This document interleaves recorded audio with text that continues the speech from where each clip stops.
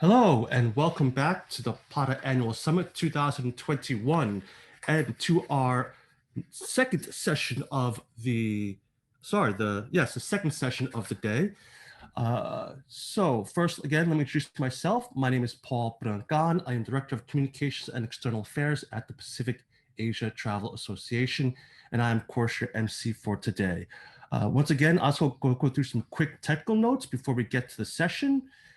For those of you who are familiar with the Attendify platform, please note that you can either chat or send any questions using the function on the right-hand side of your screen. This is if you're using the web-based version of the Attendify platform. For those of you using the mobile version, it's the same thing. Just click on Session Chat, submit any questions, or chat with your fellow attendees that are watching this very session. Say hello, where you're from, what you're doing, and what you're trying to find out from today's events. So we've come to our second session on Reconnecting Tourism in collaboration with Web and Travel Middle East, or WiT Middle East. And with that, we have a great lineup of speakers. So today joining us, we have the CEOs from TripAdvisor, Mr. Stephen Kaufer, the CEO and co-founder of WeGo, Mr. Ross Veach, the CEO of Agoda, John Brown, and the founder and editor of Web and Travel, Ms. Yu Siu Hoon. And with that, I would like to please welcome all our panelists and our moderator to join us for this very, very special session. As we get them all on here. Okay, I think they're all here. And with that, I will pass this over to Siu Hoon. Siu Hoon, thank you. The session is all yours. Thank you, Paul, and great to see you. And thank you for inviting me to moderate this session. The theme is Reconnecting Tourism, and it's great to reconnect with my friends in travel, Ross, who actually is in Singapore, John, who's in Thailand, and Steve is in the US. So it's great to reconnect with you three guys. Fantastic. So let's try and reconnect, some dots during this discussion. What I've done is, I guess during COVID, all of us have been reading a lot of books, right? So I'm gonna take an example from a book, and I'm gonna break our discussion into chapters. So chapter 1, the story of COVID. And for me, the story of COVID and travel can roughly be told in 3 parts, right? Part 1 is to protect, part 2 is resilience, and part 3, hopefully where we are now, recovery. So if you could talk me through, where are you each in the story? Do you think you're past resilience? Are you in the recovery stage? And what's the one thing you've done that's made you stronger for the recovery? So let's go to Ross first. Which part of the story are you at, Ross? Yes, I think probably part way between resilience and recovery. We've left denial somewhat behind us now. I think we've sort of done what we had to do to make sure we were going to survive, get through COVID, and we're beginning to see some of the green shoots emerging. The top of the funnel is looking pretty strong at this point, and the markets in the Middle East where we do most of our business are sort of getting ready to reopen if they haven't already. So we're definitely getting ready for a strong recovery. Fantastic. So between resilience and recovery, and what's interesting for me, Ross, is I have to add the word remote in there because you've been really stuck in Singapore while managing a business in the Middle East. So, talk about remote, resilience and recovery as well. So, John, you're in Thailand. Your roots in Thailand have served you well through COVID. Except that things change so fast, and now we hear that you're in the third wave of infections in Thailand right now. So maybe so where are you now in the story? You think you're still back in resilience, or are you moving closer to recovery? I'd like to think we'd come into chapter 3 pretty soon, but from my point of view, that third chapter of really getting back requires vaccinations for the population overall. We keep saying over here, no vaccination, no vacation. And the problem is that even though Asia was the first to get the virus, and we were really good at locking down the economies to make sure people were safe, we controlled the cases, we were able to open up travel corridors and do things like, state quarantines and things like that. But the real prize in all of this is getting the vaccination and the vaccines rolled out to everybody. And Asia, sadly, right now is pretty far behind. Pretty much every market here, with very few exceptions, is way down in the single digits, when most of the West, or much of it, is way into the double digits. So I would sadly say that even though we were very quickly into this and helping to solve the problem, we're a little bit slow really solving the problem with the vaccine. Yeah, I find it pretty ironic, actually. Most of our markets did really well in managing the infections. But, when you think about cross-border travel, right, IATA, showed that air travel in February 2021 was 95.2% down on the previous month, and it's still going down, like there's no sign of coming up. So cross-border travel is still pretty hit. So sort of the story has different parts, I guess, depending on if you're talking about cross-border travel. We're still very much, I think, in the, still in the resilience stage, right? Whereas maybe domestic was a bit in the recovery stage. So before I go into vaccination, because I think the Middle East has done so well, and the best piece of news, I read this week was that in Israel, they've removed the mask mandate when you're outdoors now, and that's something that I think all of us are looking forward to, being able to breathe when we are outdoors. But let's go to Steve. Steve, good to see you.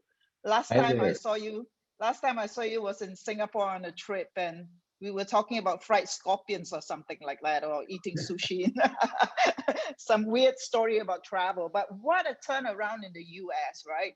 Now the world's fastest vaccination rollout. I am reading like 1 million people being vaccinated a day. And now the world is looking to the US, for the lead in terms of the role that vaccinations will have in opening, travel. So tell us what trends you're seeing. Share some good news with us right now from the US. The U.S. has been doing a great job. Kudos to Biden. I think we had in the past week or so, a couple of days that were north of 4 million vaccines delivered. We have about 40% of the U.S. population now having one vaccine. And what we had all hoped for, or what many of us thought was going to be, which was once you're vaccinated, that would release a fair amount of pent-up demand, is, we're absolutely seeing it. So to your 1, 2, 3 stages, the U.S. clearly in phase 3, people are up and out. It's mostly domestic, stretching into Caribbean and Mexico, of course, and probably super eager to go all over the world as soon as the rest of the borders open up. We're a global company, so what we see in Europe and APAC is still very much in, pieces are in lockdown. There's a few bright spots, but mostly it's still in resilience at the moment. People are waiting, and I hope people can look at the US example and say, well, once vaccinated, wow, it's going to come back very, very quickly, because that's what we're seeing here. Yeah, John, isn't that interesting? Like, I think you and I were speaking probably, I don't know, May or June last year, and we said, Asia was kind of taking the lead. And, this story is so dramatic. It's so many twists and turns. It's so unpredictable. And here we are looking to the US to kind of take the lead in terms of the recovery. So Ross, I mean, the Middle East, you've always maintained that the Middle East would be the first region to recover. I mean, from from late last year. And that seems to be playing out, right? So you say you're seeing some some trends. Are you seeing any trends in cross-border travel, or is it still very much domestic, like Saudi Arabia, Israel? Yeah, I mean, I think the Middle East, at least the GCC, the Gulf, will be one of the first regions to properly come out of COVID, simply because they're going to be one of the first regions where most of the population will be vaccinated, the earliest. The UAE's getting close to getting the job done. Bahrain's not too far behind. Saudi's moving pretty quick now. So I think we're actually going to have the chances of having a decent summer are actually looking reasonably good at this point. I mean, the key thing we really need to happen though is for destinations to welcome vaccinated travelers without them having to quarantine on the way in. Until those quarantines go away, there's not going to be any great resurgence in cross-border travel.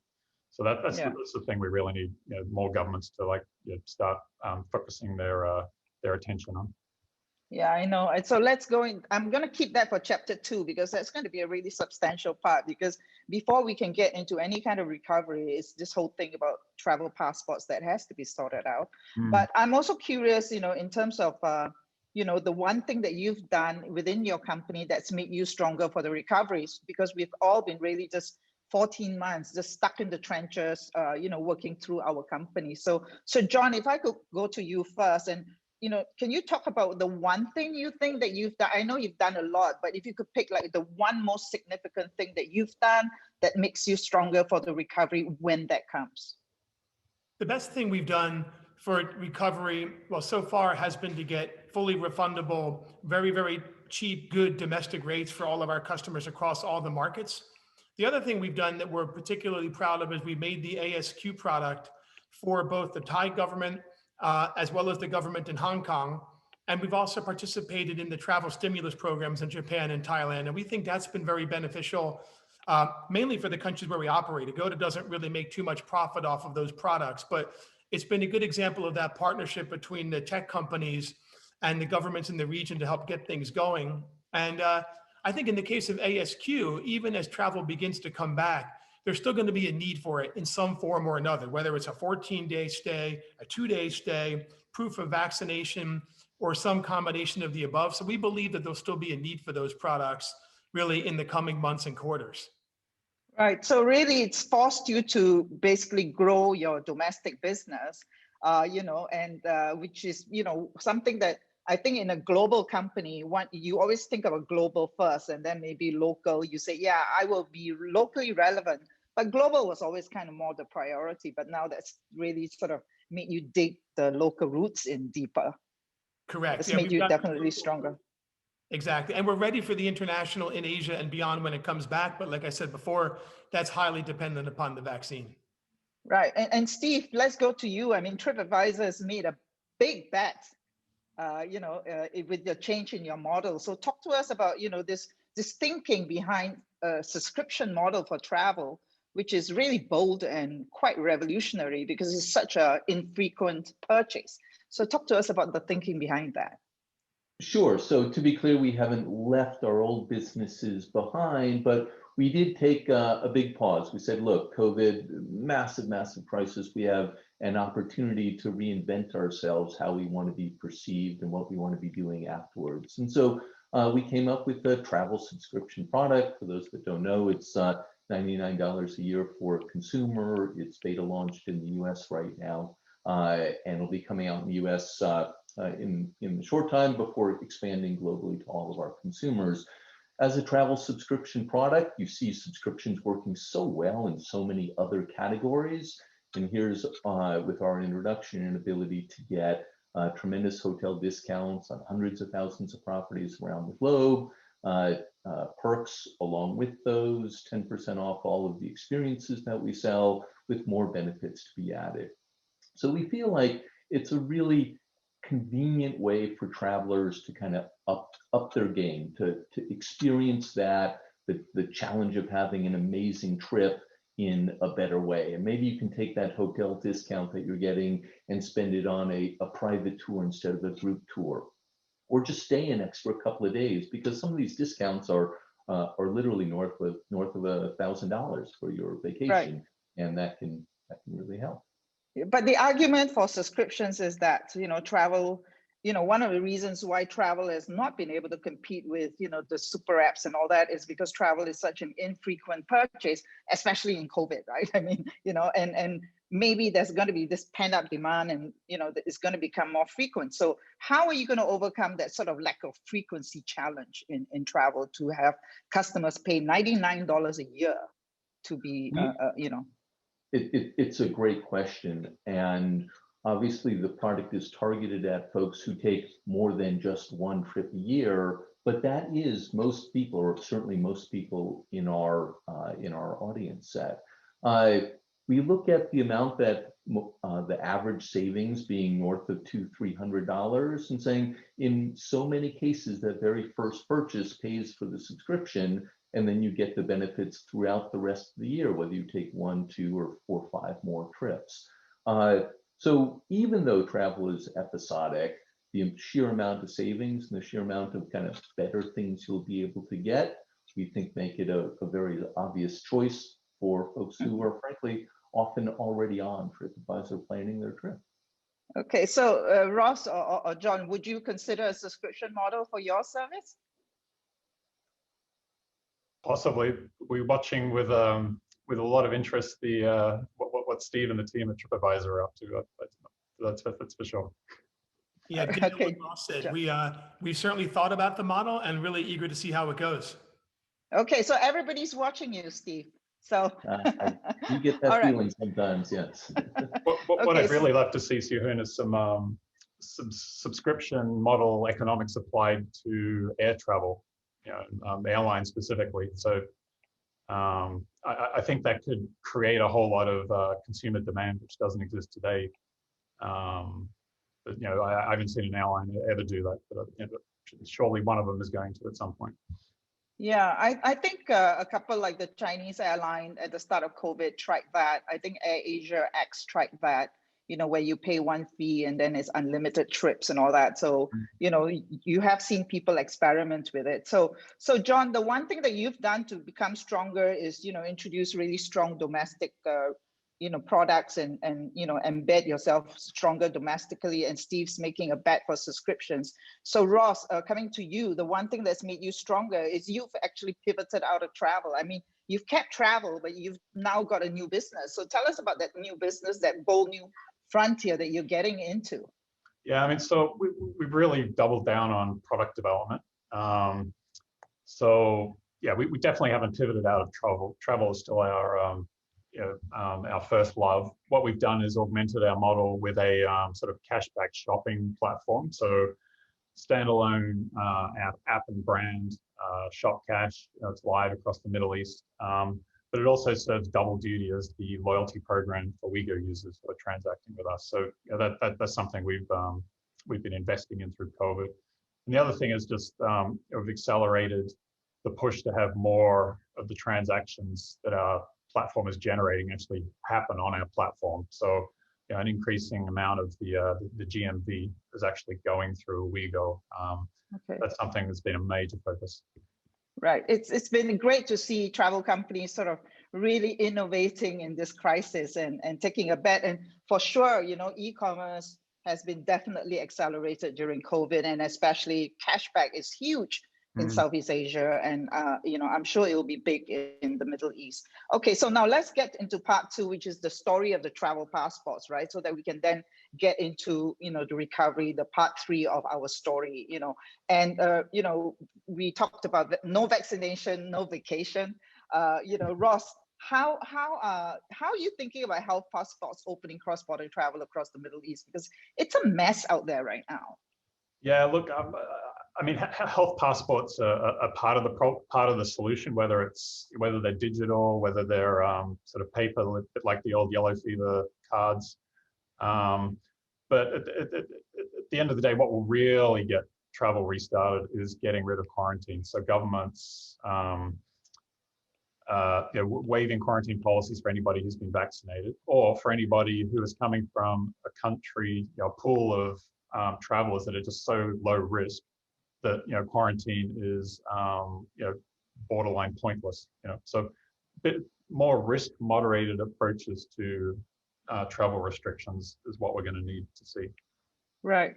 And John, I think Singapore became the first government to accept the IATA travel pass. Phuket, unfortunately, now maybe the third wave might affect the opening, but it announced that by July or later, it will accept vaccinated travelers with no quarantine. But at the same time, you have a destination like Vietnam saying it will only accept vaccinated travelers from September, but only those with AstraZeneca and Sputnik 5, right? So how does an OTA like yours navigate this really fragmented, confusing landscape? So we're able to do it pretty clearly and pretty, I think, effectively, mainly because first of all, we work very closely with all the governments in our region, so we know what they're going to expect. And then secondly, we can make inventory available, just either show it or not show it based upon whether someone's coming from destination X or going from rather origin X to destination Y.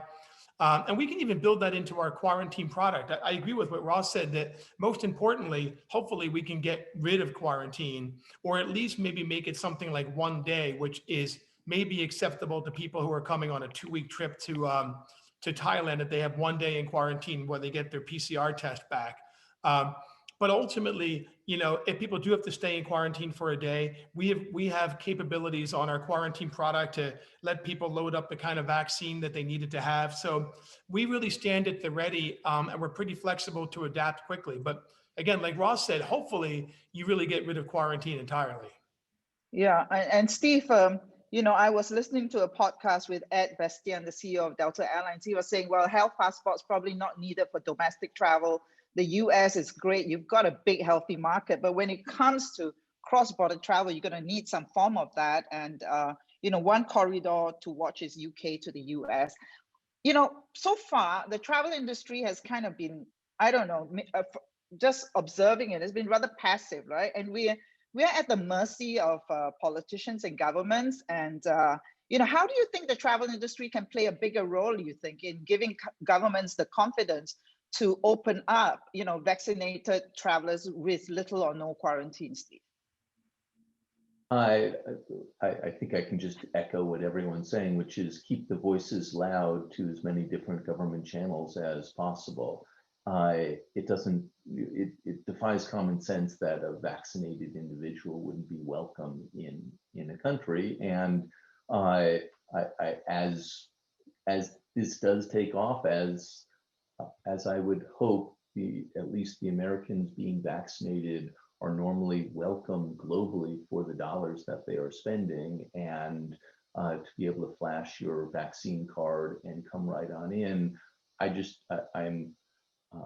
am so confident that will spur a ton of international demand from Americans and Europeans as well. Brits love to go everywhere, and why not APAC for that magical trip, so long as they can come in and be vaccinated and hit the beaches, hit the cities immediately. And so I think travelers are going to be happy if they can find the exact information that they need, and then they will pick the place where they're going to go, depending on, in part, where they can get in cleanly. And so the governments that open to vaccines that are delivered in the US are going to be welcoming American tourists this summer.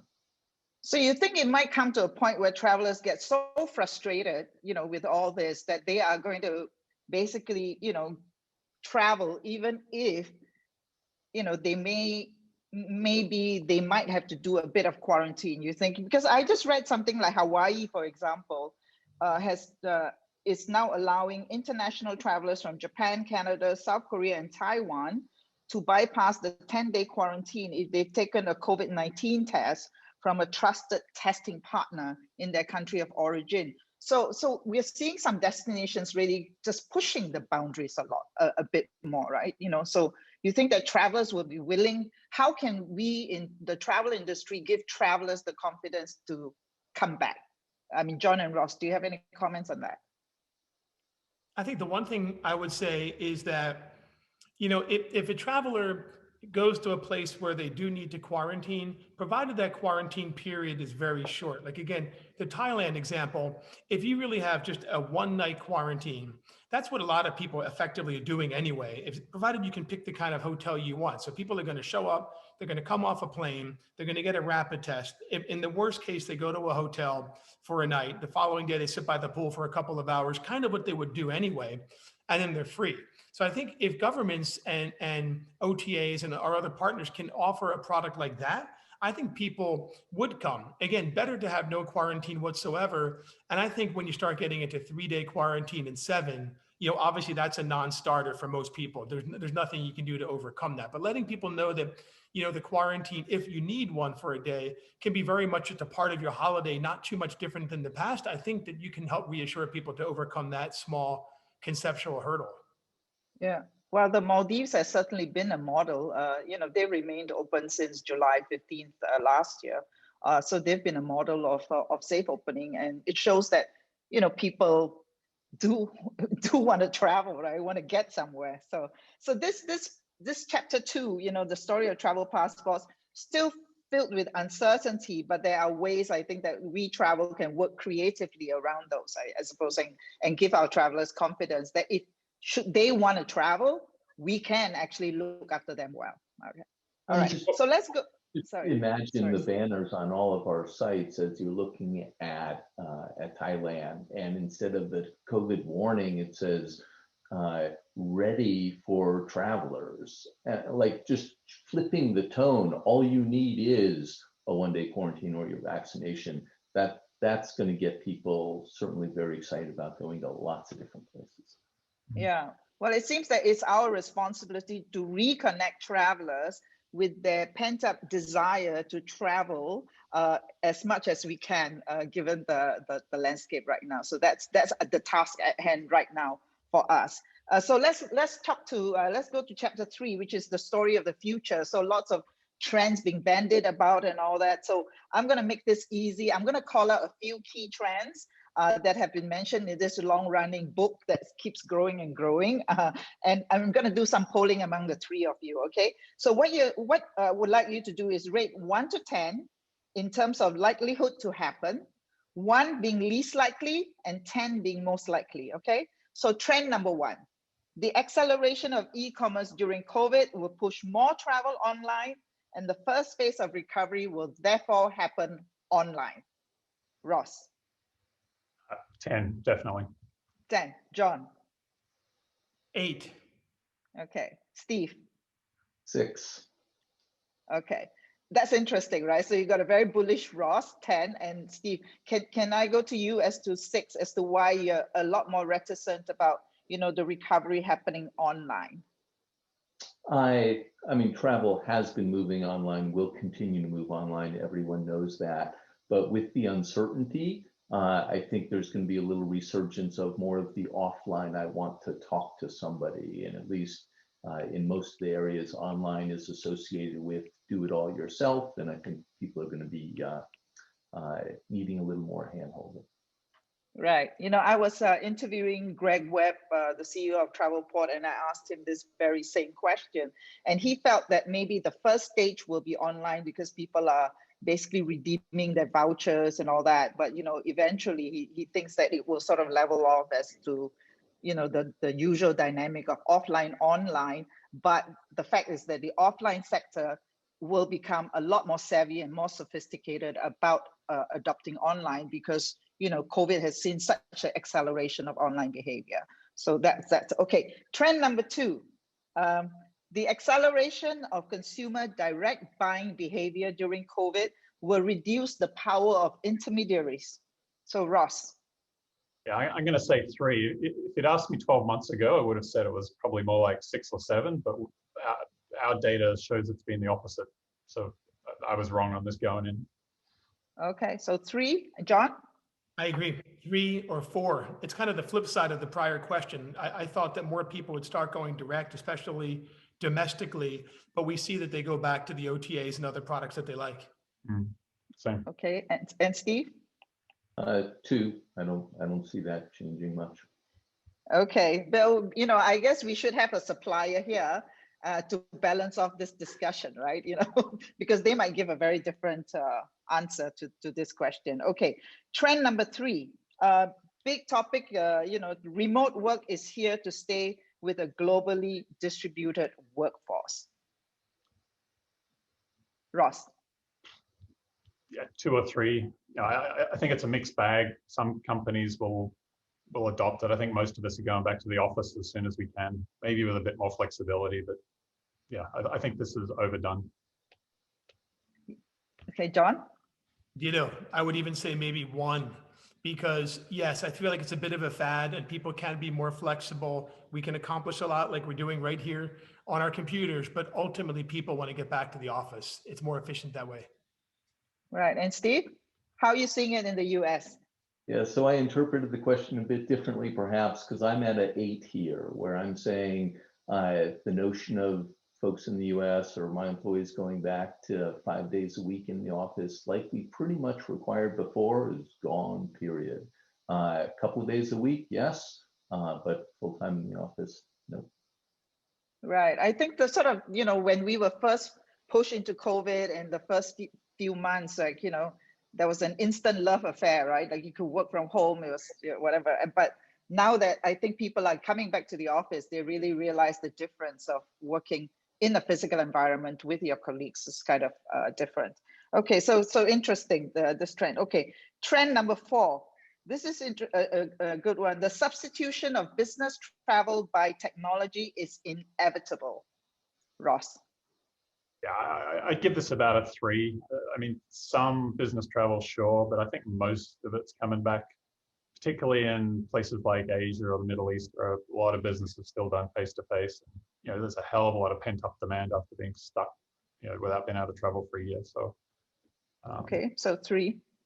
John? Yeah, I'm going to answer a little bit like Steve did on the last one, in that I'll give this an 8. But by 8, I mean that there's a likelihood, I think, that some business travel, some maybe small portion will not come back, but generally it's going to come back the way people always did in the past. Right. Okay. Steve? I'm like John, probably a 7, maybe not quite as much, or it'll take a decade before it gets back to the current levels. Right. Yeah, I interviewed Dr. Paul Tambia, who's the head of infectious disease in Singapore for the National University of Singapore. And he was telling me that he used to travel to Boston, every quarter for a 1-day board meeting. And he says he's not going to do that ever again, right? So that kind of travel, I think, is just going to stop, as much as possible. Yeah, okay. I was back 5 times, literally 5 times a year, to either the States or Europe for holdings. And we've all agreed, all the executives of booking holdings have said, we need to be face-to-face sometimes, but probably not 5 times a year. Okay, so even travel companies are going to kind of take a backseat to that kind of travel. That's interesting. Yeah, I think that, I mean, honestly, 5 times a year feels like too much. 0 times in a year and a half, definitely too little. So we have to find something there in the middle.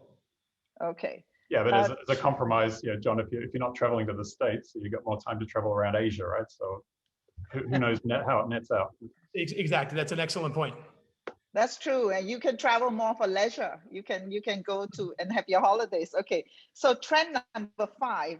So this is a big topic right now. Sustainability pressure on governments and businesses will have a huge impact on business travel as well as travel to physical events. Trend number 5, sustainability pressure. Ross. This is not very PC, but I'd have to say 0. Like I really don't see this in any way shaping demand. Okay, John? I really wish the answer were 9, because I think we all need sustainability. Now, it's kind of built into the name. We need it for the long term, but in practice, I agree. I think people are going to go back to their old ways, and so I have to give it something close to I don't know, may call it maybe a 2 or a 3, but I'd love for it to be an 8. Yeah. Okay, Steve. I'm kind of in the same camp. I was going to give it a 3. Economic interests are going to triumph for governments and most businesses first, and then hopefully we'll be able to make some good progress. All right, so keeping it real. Okay, trend number 6, physical events will be replaced by virtual and hybrid events, virtual events like this. And what do you think, Ross? I give this a 5. I mean, I can see content and sessions like this moving online. It's natural, but I don't think online is going to replace physical networking anytime soon. Okay, so 5, right down the middle, John. Yep, I agree. I'll give it a 5 as well. I love things like seeing concerts from, you know, bands you would never get to travel to see, or maybe you would only do it very seldom. But so there'll be some of that, but it won't be a gigantic game changer. Okay, right down the middle. Steve, right down the middle too?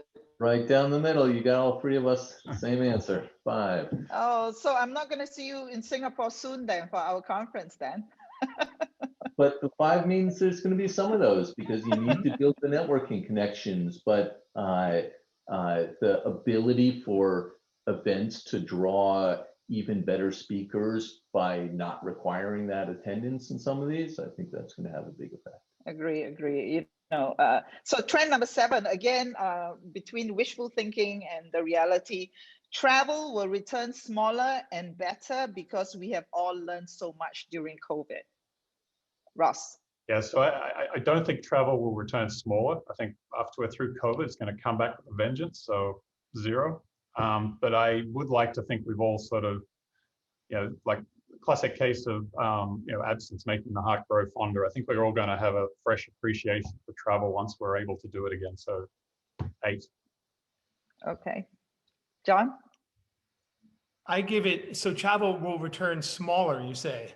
I think that's not so likely. I'm going to give that a 3. Okay. And better? Better, you know, I tend to believe that people forget the past relatively quickly and go back to their old way of doing things. So, you know, people will certainly enjoy it more just because of the long abstinence. But I think it's going to still take, by and large, a similar shape after some years, once people get the fear of COVID behind them. Okay. Until the next pandemic comes along. I don't want to be a downer here, you know, but you know, until the next. Steve, any difference to that? I mean, you believe travel will return bigger? Yeah, I mean, I think travel, once people are vaccinated, will grow, and there will be a need to get out there. Better, you know, I don't know. People will certainly miss it, as John points out, but I think Ross was pretty accurate in his assessment. Right. But let's go to your company. All your companies have become smaller as a result of COVID, right? Yes. You've all become smaller. So when do you expect it to go back to the same size that you were at in 2019, Ross? How many years would you give? Yeah, probably next year. Next year? Okay, John?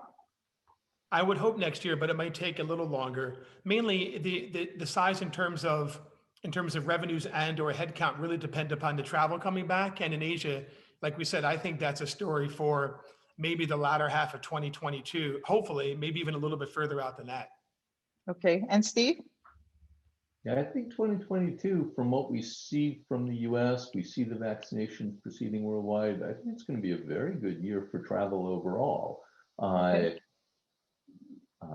You know, So 2022, the year that we need to watch out for. Okay, so I'm not even going to bother with trend number 8 because you guys kind of basically didn't really believe in the sustainability. But actually, trend number 8 was businesses will act on the growing awareness of sustainability of travelers.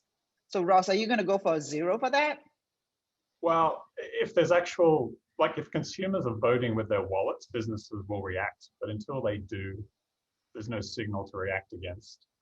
And I'm not optimistic that consumers are going to change their buying habits en masse. I think if you want to really, if you want to have, you know, global planetary climate change, you need to start taxing the things that are destroying the environment. Right. Okay. John? I think that, I mean, I do think that people, we certainly see patterns on our site and trends that people are more interested in sustainable options than they were before. And that even predates COVID. But to Ross's point, if you say to a customer, well, you have to pay, you know, 25% more for that, will you do it? I think the answer currently is probably no. But we certainly see an increased interest in sustainability among our customers and partners too. Okay, Steve? I can wish, I can believe it's the right thing to do, but the history of consumers voting with their wallet has been kind of weak in the past. Okay, so I think we're running out of time. If I can ask you, what is the breakout tech that you're watching right now, Ross? I'm keeping an eye on some of the supersonic jet makers that are bringing new products to market. It's been a long time since anybody was able to fly supersonic commercially. And then the other one is sort of a bit longer distance. When SpaceX has their point-to-point rocket, 30 minutes to Tokyo type flights ready to go. I think that'd be pretty cool. Yeah, Mars. I think NASA has put a drone on Mars. And it's the first, they say first flight in the outer world, so that's already happening in the outer world. It's just here we can't cross-border travel yet, but they have put a drone on Mars. John, what about you? Breakout tech. So mine is a little bit less sexy, but I think it's good from the traveler point of view. And that's the whole notion of deep integration with the property management system. So being able to walk into a hotel, be connected to Wi-Fi right away, check in without touching anything, get into your room without touching anything. That's super important in a COVID time like this. But I think people kind of realize that that is super nice in general. And that's one of the great unsolved areas of travel. Different companies are working on it, but nobody's really cracked that. There's no site you can go to where you say, I want to check in, I want to walk into the hotel, not talk to anybody, and be in my room and throw down my bags. Other people are working on it, including us here at Agoda and Booking Holdings. So I feel like that for me is something that is crackable. It's going to take a little more time, but we certainly have all eyes on that. Fantastic. Well, I do hope somebody solves that problem because it's been a long time coming. Steve, what about you? What's the breakout tech that you're watching? Well, if you give me the watching over the next 5 to 10 years view, I'd say I want these glasses to be fitted with augmented reality, so that as I walk around even from a traveler's perspective, I can see and learn things that I never knew about based upon what I'm looking. As someone as old as I am, I can also use the facial recognition to remember that person's name who I'm about to say hello to. So lots of uses. Wasn't that Google Glass? I mean, I remember that was like more than 10 years ago. Remember when we were testing the Google Glass with. I am hoping for a rebirth in the next decade. I think it's a very valuable thing. Right. What about, a real traveler problem, which is, and I'm sure that it's being solved at some point, but real-time translation, where real-time translation happening online, but also, physically. So I think Google Pixel was working on it. Ross, do you see any advance in real-time translation? Because that will really reconnect the traveler to the local destination, especially if we are talking about travel now that's hyper-local, right? Yeah, if I could get Steve's augmented reality glasses with real-time translation built in, that'd be pretty awesome. Right. The okay. technology already exists, but not to miniaturize it and give you a battery that actually lasts more than 4 hours. We're not too far yet. Okay. So one day we could be wearing that glass and then basically flying on a supersonic jet, or a space rocket to somewhere and speak to an alien in their language as well. That could be the future, the story of the future. Okay. All right. So chapter 4, which is the ending, and I want to end on a more personal note. So I'm going to ask you to complete the sentences. The one thing I wish will change after COVID is, Ross. So after COVID, I would like to see all the travel-related restrictions completely removed. I don't want them to hang around the same way they did after 9/11 with all the security theater that we all have to suffer every time we want to travel. So leave them in for as long as they're needed, then get rid of them. Okay. John? Yeah, I would say that for sure. And I would also like to see that, honestly, I would like to see that in the longer term, people do tackle issues with sustainability. I think they will get around to it, but it's not going to be the thing that happens automatically when we first come out.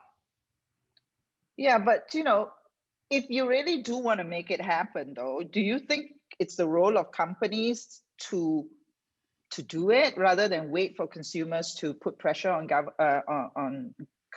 companies to do it? Well, it's a subtle push and pull. Like we certainly work with our partners and with the countries where we operate to help customers get those choices. But ultimately, we can nudge the customer, we can present them with options. But the phrase that was used a couple times is the customers will vote with their wallet. They will ultimately do what they want to do. But to the extent that they seem to be looking for something a little bit different, and we can give that to them and work with our partners to give it to them, it's very positive. But it does happen. It happens slowly. Right. My concern is that if we don't do something, governments will regulate and governments will, put in the regulations, and maybe that's the only way that the needle will shift. Steve, what about you? The one thing you wish you would change after COVID is? Certainly in the US, but I know in UK and many parts of Europe, there's just been this huge divide of people angry with each other, attacking individuals as opposed to policies. We had it in spades here in the past 4 years. And I think COVID exacerbated it with like, wow, you take a pandemic, that's something that should surely unite the world, and it caused even more divisions along ridiculous lines. So it was a wish, you let me say it was a wish, I'm not confident of it, but to undo all of that would just be terrific. Right, and people believe that travel is the answer, right?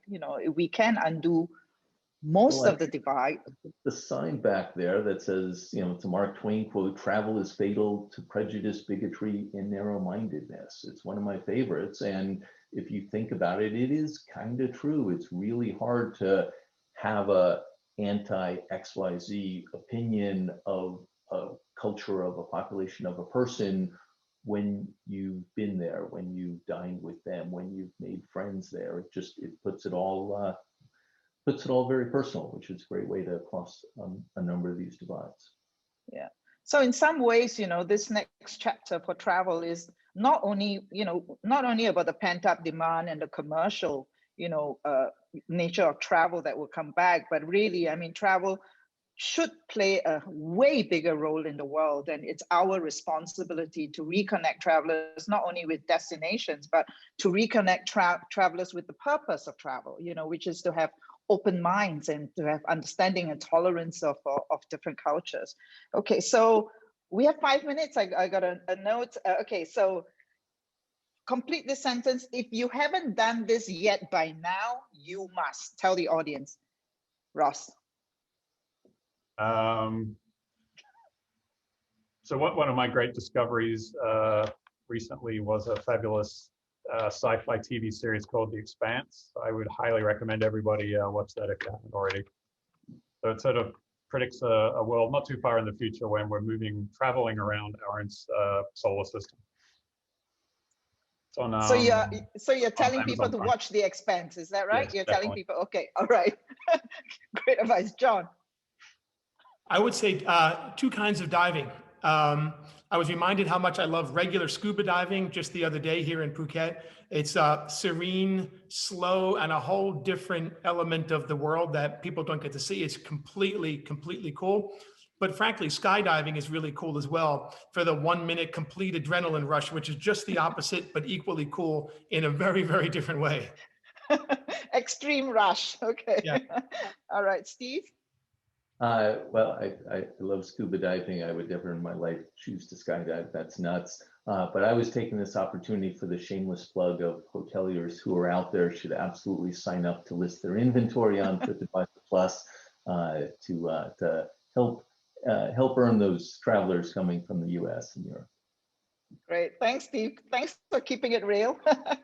Okay. So finally, we have COVID is the most difficult chapter in my business life. But the strangest thing that's ever happened to me in my travels is, Ross. Yeah, so I was backpacking from London back to Melbourne in '91. I got stuck on the border between Azerbaijan and Iran, couldn't cross for a couple of days, and ended up having to sleep in a insane asylum, which was down by the border in the old Soviet Union. So that's probably the top of my list. All right, John? For me, it was a scary adventure in the northwest of Pakistan, and I ended up in the town called Dara Adamkil, where they make local weapons and at scale. And I thought it would be a lark to go there, and I didn't think I needed to bother with the proper paperwork to get there. And when I got there, I kind of learned the hard way that I should have gotten the paperwork, and I had to kind of get hustled out of that town on the quiet before worse things apparently happened. So it was another adrenaline rush, but not the one that I really wanted to have at that time. I can see a common theme coming up here with John. Steve, can you top that? Like my two super adventurous co-panelists here. No, my story was I'm floating a few thousand feet above the air on a balloon ride in Cappadocia on my honeymoon, and I'm chatting with a camera crew that was there to do some documentary, and I realized that that same camera crew was the one that had actually interviewed me in London the previous year, and like the chance of meeting them 1,000 miles away on a random ride just stuck in my mind.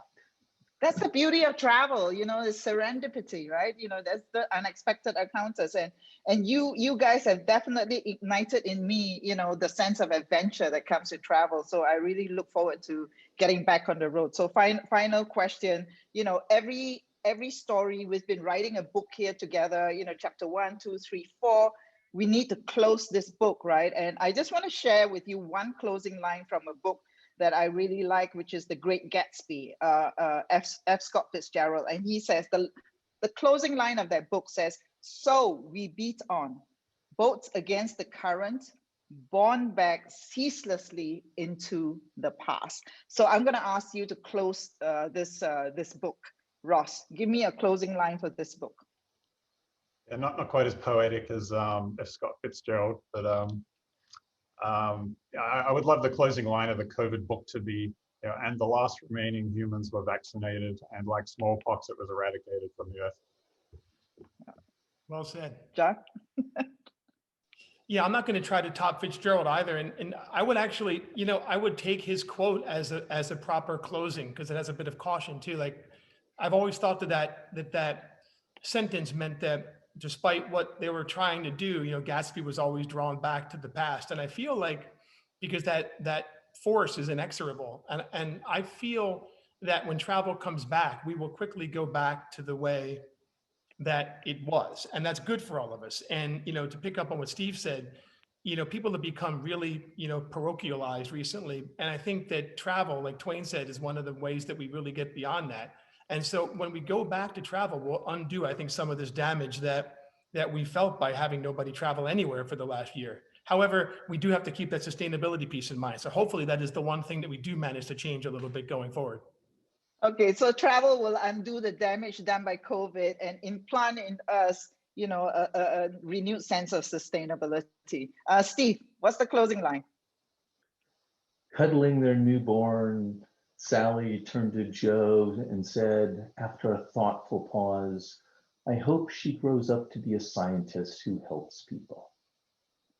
Wow. And that's a wonderful note to end our discussion about reconnecting tourism, because I think you guys have, you know, reconnected our audience with some realities of business, you know, being really, really pragmatic about survival and going into recovery, but also then reconnecting, you know, our audience with the trends that are coming, that we have to be prepared for the future of travel, and then really reconnecting our audience to the power of travel that we all in and love. So thank you so much, John, Steve, and Ross, for this session. And over to you, Paul.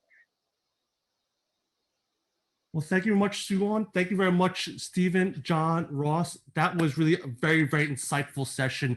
I learned so much, and it's great to hear from all of you, your different thoughts about everything. So thank you so much. And with that, and thank you again, Suwon. I'll let you guys all go back to your daily lives. And thank you so much for spending this last hour with us and to sharing all your great knowledge and experience with our audience here today. So with that, I'll let you guys turn off. Take care. Thank you. Bye-bye, guys. See you guys. Bye. See you. Bye. And before the audience, before you guys leave, I just want to share a couple of closing things. So once again, thank you to our moderator, Suhun, and our speakers, Stephen, John, and Ross. I said it's been an excellent session. I learned so much. I really could listen to this for hours on end. Once again, let's also thank all our sponsors for helping us make this event possible: the Ras Al Khaimah Tourism Development Authority, the Global Tourism Economy Forum, as well as our official debate topic partner for our debate tomorrow, Airbnb, our session sponsor for the last session of the day, and of course, iFree as a sponsor. And so we have our third session of the day following this. It is revitalizing the industry. We have an aviation discussion with Aaron Hesselhart, the business news presenter for BBC World News. He'll be moderating a session with Mr. Paul Griffiths, the CEO of Dubai Airport, and Sir Timothy Clark, the president of Emirates. And in the hospitality discussion, we'll have Rainy Hamdi, the editor-at-large at Skift, who'll be sitting down with Adrian Zecca, the founder of Azurai. Sessions are not to be missed. To actually view that session, this session will end. You'll actually have to go into the program, actually click on session 3 Revive to be able to view that session. And with that, if any questions about this session or anything else about the event, feel free to email me. My email is very easy. It's paul@potter.org. Any information about Potter or our activities, feel free to visit our website, www.potter.org. And with that, I will see you at the next session. Thank you and take care.